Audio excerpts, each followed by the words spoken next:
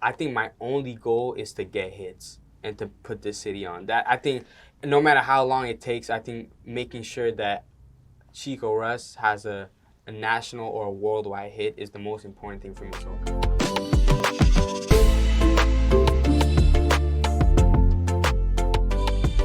VRIX R&B, it's your girl, Carmina Vanessa, et j'ai vraiment l'honneur d'avoir, je te dirais, le flambeau de la relève du R&B canadien qui est en train de nous mettre on the map.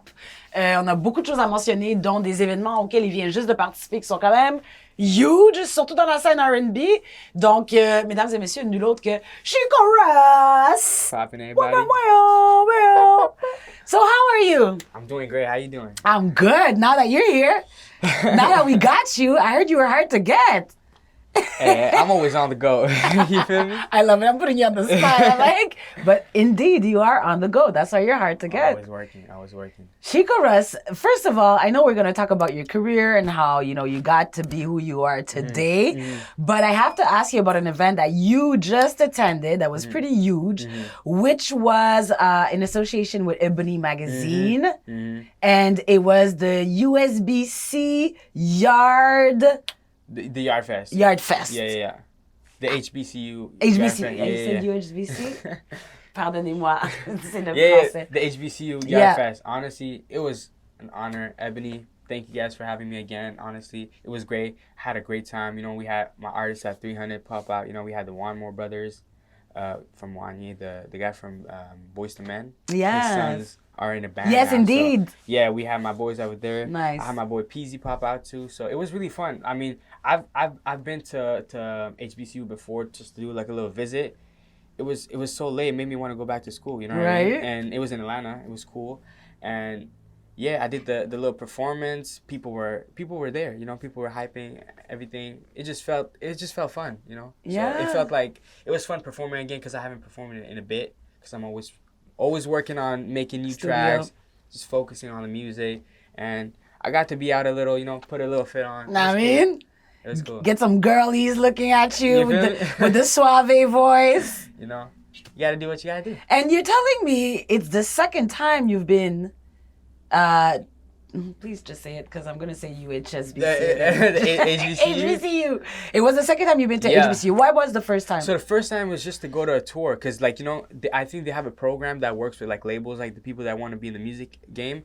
They work with labels and they want to bring out artists to give them a little tour at the school. Yeah. When they have, parties. Because I feel like American culture, they have parties in colleges. Yeah. All little events all the time. So at one of the events, it was they have artists performing and stuff like that. They wanted me to pull up. I pulled up. It was super dope. We had a lot of people. I was just like, yo, this is cool. Because it's if you look at schools here, we don't do much parties. It has to be a special event. But those schools are also 3 schools in one. Oh my God. It's all next to neighboring schools, So they all party the same day. All the schools come together when they do mixed parties. So it was just cool. A lot of people, it's just everybody outside, just feel good. And everybody can dress.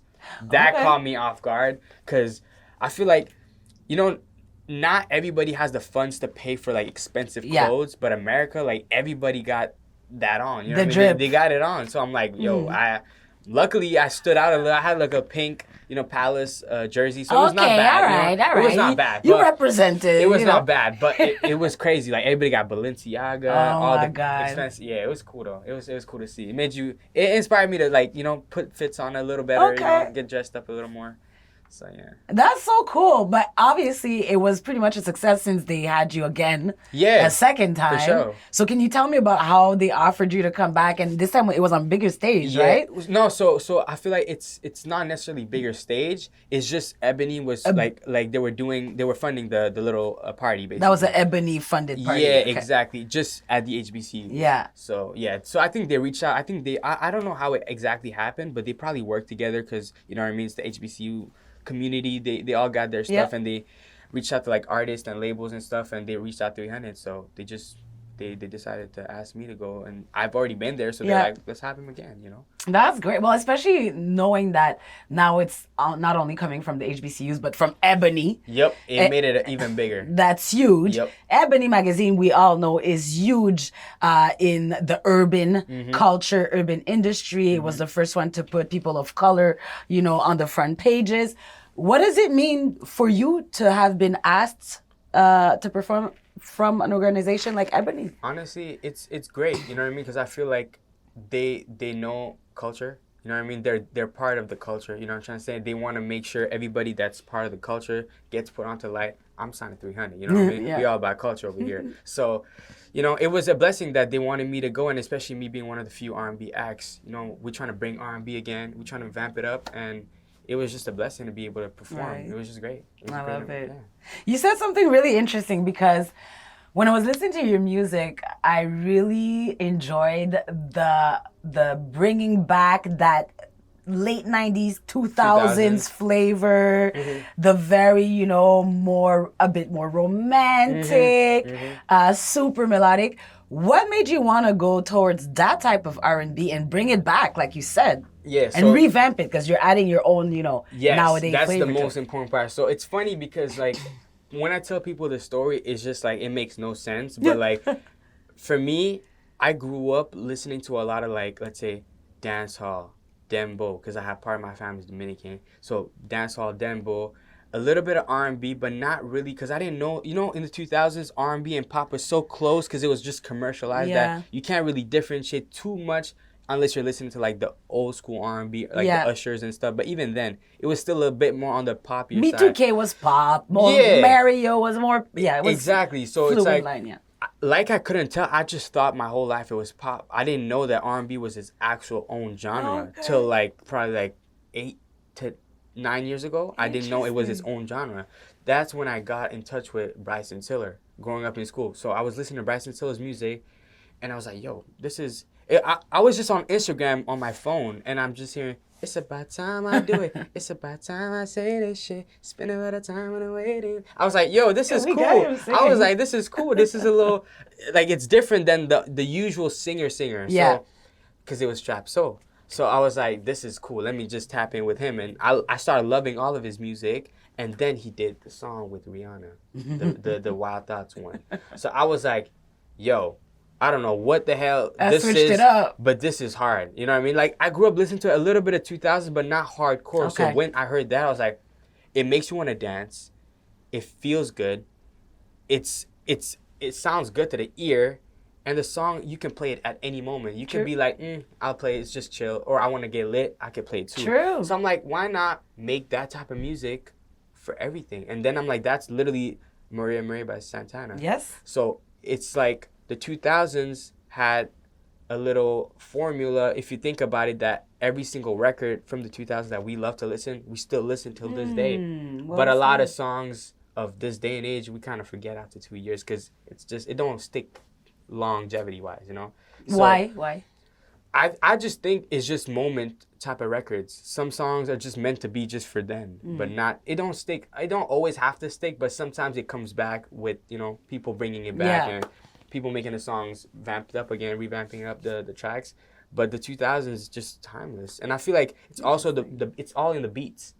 If you really hear it, the instrumentals are nice, calm. You can do anything on it. So I'm like, let me try to do this full time. So it's basically bringing back kind of the 2000s, but making it new. So it don't feel like you're trying to sound old, but you're taking the mechanics of like a great song and just bringing it back now, you know? And you do that well. You really do make that sound super relevant now. Thank you. Which at first I was like, might be a little hard, might feel dated. But then when I really listened to it, I was like, oh, wait, it's totally today. You just pretty much took the recipe, like you said, of the 2000s type of like very melodic, very chill vibe and made it to your songs today. If you think about the recipe was mainly like either you talk, like the storylines of the music is either like old school love with a new beat or old school beat with new type of talking your game. So that's how it feels old and new at the same time. I love it. Yeah. And tell me, when did you find out you had such a beautiful voice? I didn't. So I was so so honestly, what's funny enough is like I've always sang my whole life, and I always danced because my parents always like encouraged me to do it. You know, it's always cool. You know, you got friends and family coming around, and they're like, "Go dance, go dance." So it's like, okay, cool. You know, you can do it, but never professionally, and never like took classes or anything until now because of you know, vocal coaching and everything. Yes. But I think my sister was singing, and I just stopped singing when puberty hit. Because as a kid, you know, you try to sing, and then people are like, oh, it's kind of girly, don't do that. And you let that go to your head. So, you know, so I'm like, okay, yeah, let me just not do this. They're so bad. Let me just focus on sports, you know? Oh, my God. If only they knew what they were doing. That's so bad. I mean, you know, as a kid, you know, you want to be as boyish possible, you know? But yeah, so I just stopped singing, and then puberty hit. My vocals got deeper, and I just lost voice. It's a muscle. You gotta practice it. But then my sister was singing one day at home, and then my dad's like, "See, like she still sings. Like, why can't you keep singing? You had a nice voice." Oh, coming from your father. That's from my dad. Yeah, for sure. Then I was like, you know what? Never mind. Let me just do it again. And then I remember going to school in high school, and Chikoruss was popping up, you know? And he had the LMA remix and everything. All the girls were like, oh my God, he's so good. And I'm like, hey, give me like 2 more years. I got you. You know what I mean? I'll get there. And I just started singing again. And I'm also very, very indecisive when it comes to my music and stuff. So I always just try to be a perfectionist when it comes to music. So I was always working a little bit, making songs here and there. Just never dropped anything. And then I think once I started recording it, that's when I was like, yo, this could be something, and everything happened on its own. Well, you know? Yeah, because I was going to ask you, when did you actually realize, after, you know, perfection in your art and recording, that, okay, this is working and I need to drop this song? So I can honestly say I really did get lucky with my first song, Body Language, doing great, you know. And what happened was I was recording another song, and I wanted to drop that with my friends. So we were just waiting for the summer to like save up money for a music video for that song, because we were like 3 people on it. But then what happened was, like, I had another song that I wrote with my homies, and I was kind of forced to tease it, because I'm just like, it's not too good, or it can use better. My best friends like literally like harassed me to tease it, and I'm like, okay, I mean, I don't got anything to lose, let me just do it. And it was a Body Language record, and I did it. The first day it did like 100,000 views on TikTok. Can we talk about that? I was just like, yo, I gotta put more fuel to this fire, because before it goes down, you know what I mean? It's like, I never thought it could do good, because I also did a Wild Thoughts remix that I really enjoyed, because I you know, I love that song. So I posted on TikTok back then, and it was like, it was not bad, but I'm like, yeah, it's understandable, because blowing up with music is not easy, especially on social media. But when that did good, I was like, yo, I probably do have something. I gotta take it to the next level, you know? Yeah. So I was very, very lucky. But now I'm trying to prove the world that I'm not lucky, and it was meant to be. So yeah. I mean, it's not all luck. Now we know that you worked hard before Body Language. For sure. You know what I mean? What was your reaction when you saw the first time the amounts of views and followers and shares of Body Language? What did you think? Like, you know, it's one of those things where I was just like in shock, but at the same time I stayed composed, because I feel like when you get lost, that's when you derail from everything you want to do, you know what I mean? Like, when you get too in your head, you think you're famous now, you're gone, you know what I mean? So I just started to stay focused, even till I made it to the big leagues, you know? Keep your head straight, because that's the only way you're going to keep going. That's it. So. But we have to say, 100, how many streams? Like, I was looking at it, like, now it's up to, like, I think maybe 300 million. Like, what is it? No. Well, it's a lot. Like, I think it's at like 8 million now, I think, maybe. You sure? Yeah. And that's just Spotify. TikTok. That's Spotify. Just Spotify, yeah. So imagine with TikTok. And everything. Yeah, honestly, who knows? That's crazy. I have no idea how. Why do you think that song caught on so much? So I think it's because before COVID, that's when the 2000 style kept coming back, you know what I mean, in style. Like, people started thrifting more, wearing more old school jewelry. And that's when I was like, okay, the 2000 is kind of coming back. So it might be the right time to, like, you know, go with this style, and dropped it. And then literally what's crazy is that after I dropped that song, we probably had so many other artists that had 2000s music come out. Really? Like rap or R&B, and everyone's doing the same type. So I'm like, wow, it's getting oversaturated. Yes. You know what I mean? But what are you gonna do about that if that style genre does get oversaturated because it's back in trend? Yeah. So I mean, there's nothing you can do but just do what you gotta do, drop what you gotta drop, and make sure the song's good, and then gradually move past it, but still keep the elements so people recognize you. You know exactly. What I mean? And recognize your signature touch on the songs. You seem to have a very good discipline when it comes to your work ethics. Where did you get that from? I think it was my dad, if I have to say, because at first I was the type to like, oh my God, like I'm a fangirl when it comes to like these famous people, all this cool like clout, like wow. But like when you get to the game, you kind of realize that if you're not grounded, you can lose yourself quickly, and if you lose yourself, you're done for it. You're done for it. You know what I mean? And I was like, it's a big world. You know, at the end, you're still alone, even though you have help. You have to know what you're doing. If you don't know what you're doing, it's gonna be a hard time, fitting in. So, it's just keeping calm, focusing, and that's the only thing that's gonna keep you going. Head on your shoulders. Mm-hmm. Well, your father did a great job. Thank you, Daddy of Monsieur Russ. Tell me something.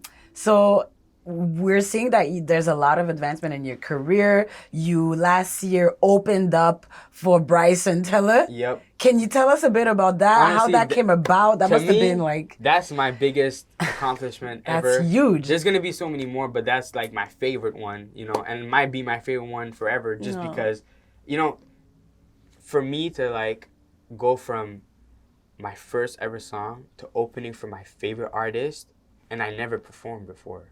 That's in my life. That's huge. Like it's to the point where like how I told you like I just sang for fun with family. Yeah. I haven't even sung like really sing in front of family. Wow. So my first audience was Bryson Till's audience. Meeting my idol. It was just like a wow, cause like I got hit up by Neil. Shout out Neil. Neil is his manager, and he had interest. You know what I mean? Cause my manager had some connections, and they were interested, and they liked what I was doing. And then they were like, yo, what's up, Chico? My name is Neil. I heard you're a big Bryson fan. I'm like, yeah. He's like, have you been to a show? I'm like, nah. He's like, how far are you from Toronto? I'm like, probably 6 hours in the car, and like two hours in the plane. He's like, okay, cool. Would you like to go see a show? I'm like, hell yeah. He's like, okay, bet. We'll have that settled for you. I'm like, what the hell? I was like, give me 2 seconds. I was just so excited.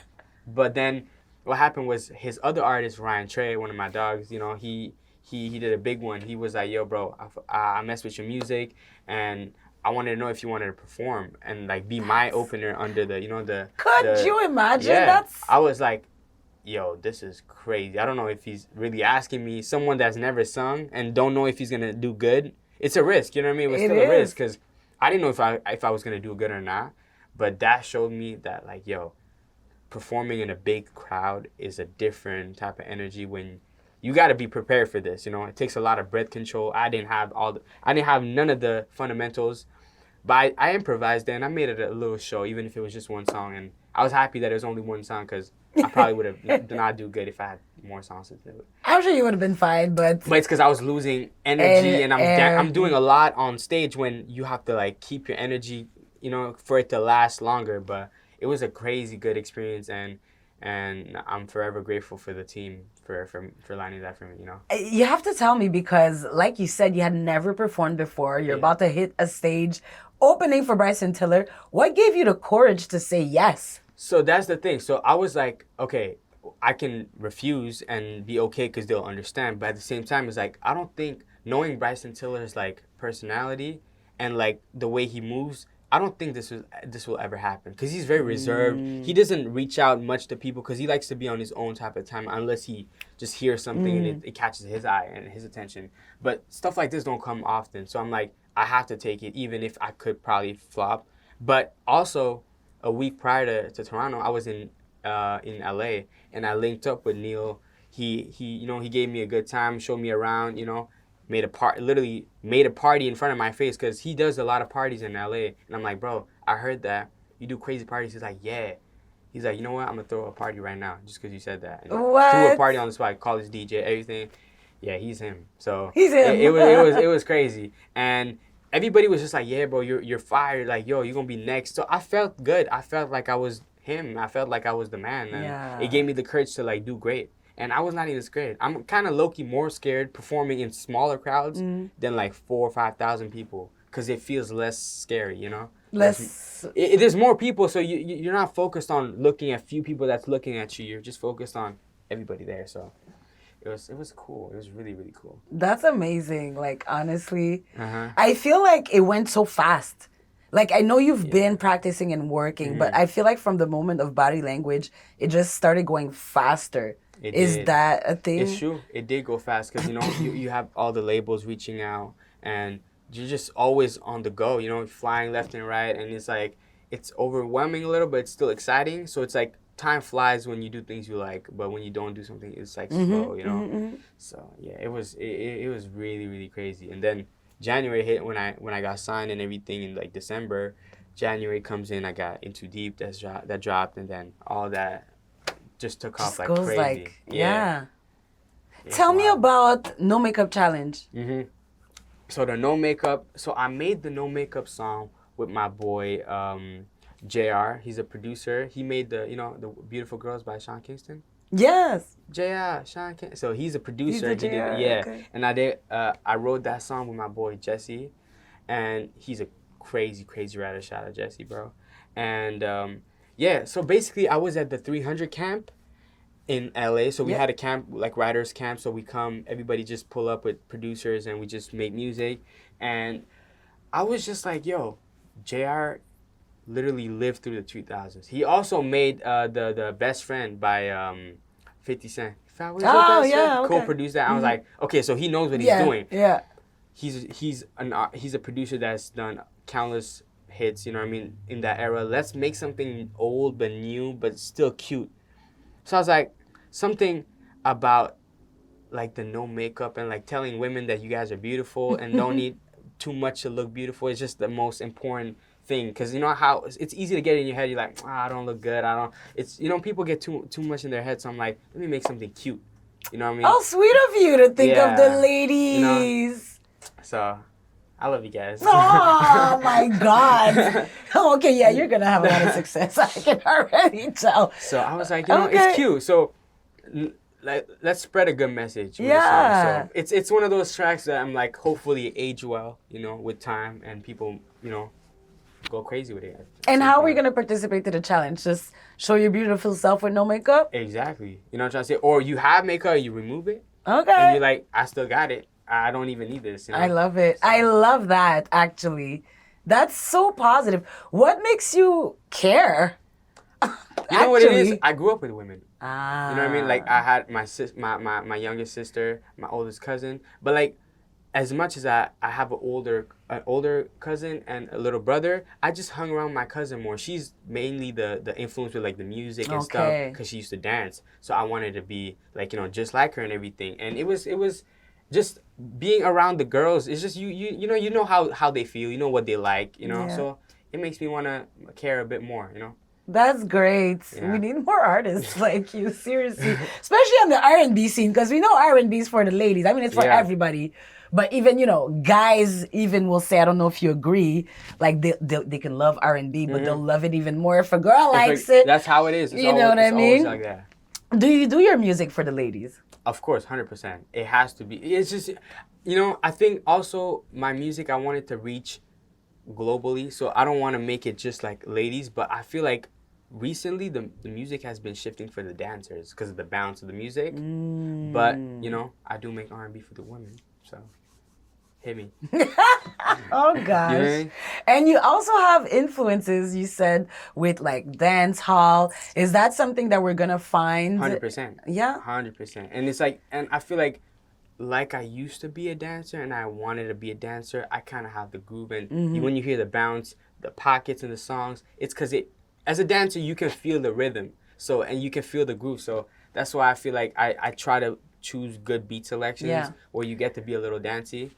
But I think when I'm doing those type of other genres besides R&B, I want to slowly progress or like drop here and there just so people know that I could do it. Yeah, you know, the versatility. I got dancehall and I got I'm a piano record. Oh, shit. You know? Yeah, it's we getting it ready, but like we want we want to roll it out properly, but I want people to, be aware about that. I will be waiting for that. I'll show it to you after. Yes, please. Oh my God, I'm getting an insider. Sorry, guys. You'll get it soon.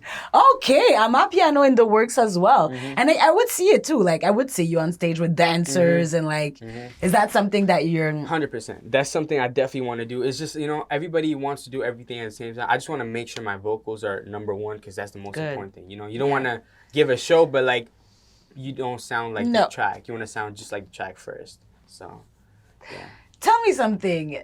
Are you aware, are you like keeping tabs on the R&B scene here in Montreal?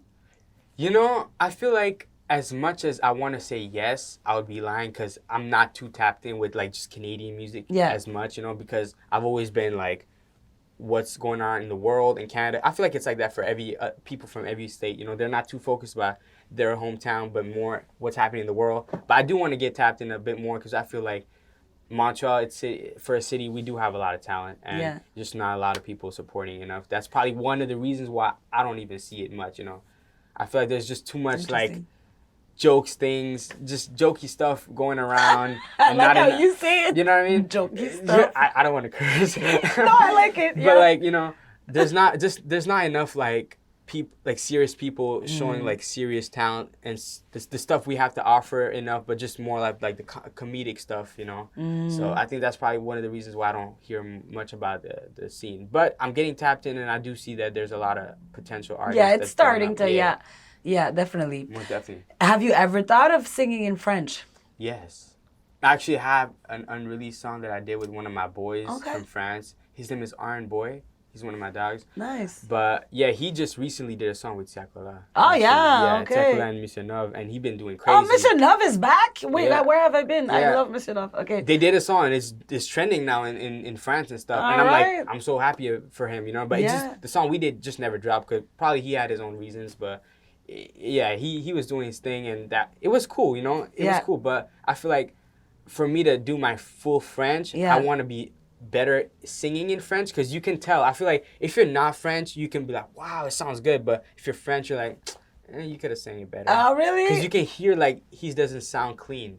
Do you think, because I often get that you sound different in one language than in the other. So, was that your case? Yeah, so I mean, if let's say, if you hear me sing in English, you're not gonna think I speak another language but English. Yeah. But when someone that does not speak English sings in English, you can hear that he doesn't sound English. True. So that's how I would say with French. Even though I speak French, it's not the same singing in French. Okay. It's a harder language to sing in, So. Interesting. Okay, you have to tell us. I know you're from. Normally, Montreal, you told me you were from Parc Ex, but you represent more Laval because that's where you grew up. We like to talk about repping our hoods here at VRIX R&B. So is there something that a memory or a place in Laval that really represents your belonging to Laval? I actually never had an attachment to the city. To Parc Ex, maybe? Parc Ex, I would say low key because I mean, growing up, I used to always go to like the dépanneur with my grandpa. He would always get me candy. I would walk around, play in the parks, walk to the park. Yeah. So it's just like those are memories that I used to do because I was always walking out. Here, like it's more residential. You don't really like walk to parks and go. Even if you do walk to parks, it's not really a grand park. Right. I feel like Montreal have bigger parks, so it's just more things. Here is like neighborhood parks, so it was just more fun doing things over there, and here it's just more residential. But it was just cool because it's a lot more quiet. Okay. Safer. Safer. It started getting a little weird. Montreal been a little but rough. Even Laval had a little action-y. Everywhere is getting rough, you know what I mean? But that's just the world being the world, Indeed. But I feel like it has its pros and cons. But I love Laval, you know what I mean? I would love to, if I have a family out here, it definitely would be a great place to recommend people to move out here. Okay. So if you're not from Montreal or Quebec, Laval's a spot. You can move to Laval. It's not too far from the city. Not too far. So at least, right? It's like next best thing. Next best thing. Tell me. So now you're here. You've just done Yardfest with Ebony. You have the no makeup song with the challenge. Everybody's participating. Your Instagram is almost 100,000 subscribers. What's your plans for the next 5 years to come? So, sorry.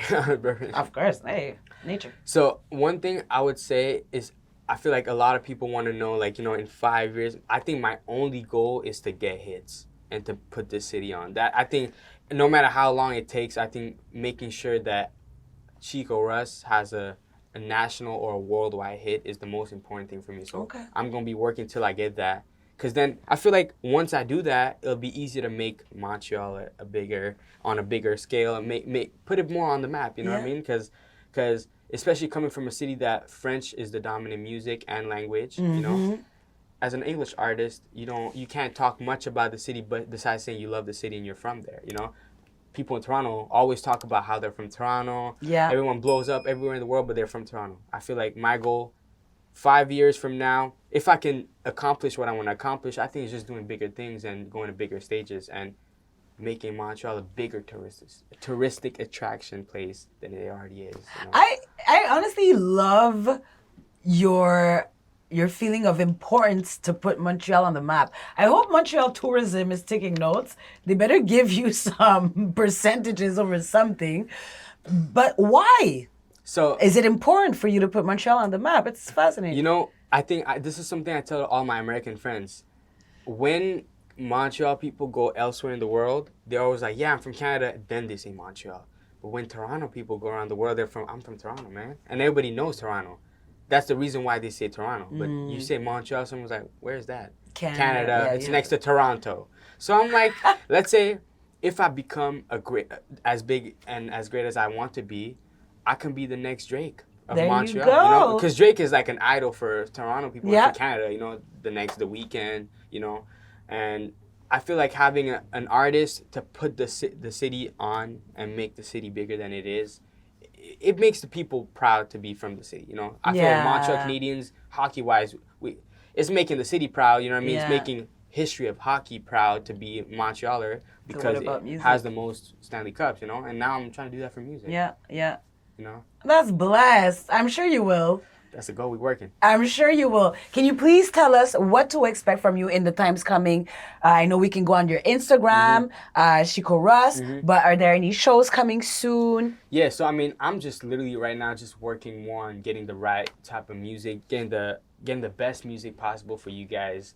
I know I'm gonna be dropping my newest, my latest single, No Makeup, is gonna be dropping the 25th of October. Nice. And after that one, we'll have a Christmas song coming out too. Oh my God! Yeah. Wait, you just got in my feelings. Christmas song. I feel like people don't do Christmas songs like that. R&B Christmas songs are the best. I'll show you that one too after. Oh my God, I'm so excited. It's like, I try to be original and not make it like, like every other Christmas song, but this one in particular is going to be like a feel-good. It's also going to be a song that you could play in any weathers. Because you know how Christmas, when you think about snow. Yeah. But this one, you can play it in Miami with the drop top off. Like a palm tree Christmas. Yeah, exactly. So there's no weather to it, you know what I mean? So it's going to be a Christmas song that's coming real soon. And then I'm going to be teasing a lot of new music. And hopefully something sticks and people love it, And I'm honestly planning to do shows in Montreal, but I've always told myself, I want to be a bigger artist, so when I come here, people are like, yo, I'm excited, To have you back home. Exactly. To get a good homecoming. Yeah. Oh, I love it. I'm sure you will.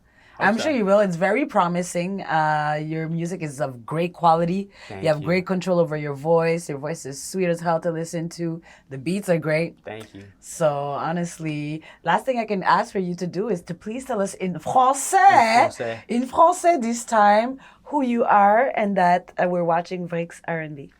Salut la gang, c'est Chikoruss. Je viens de Montréal, mais j'habite à Laval. On est avec VRIX R&B.